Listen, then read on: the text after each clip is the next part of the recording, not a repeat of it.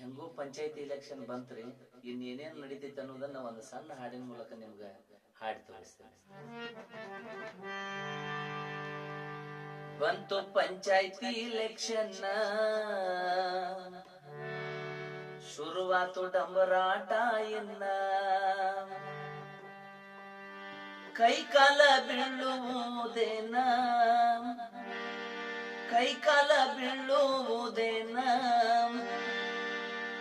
ಉದ್ಧಾರ ಮಾಡ್ತೇವಿ ಊರನ್ನ, ಕೊಡ್ತಾರ ನಮ್ಮನ್ನೆಲ್ಲ ಮಣ್ಣ.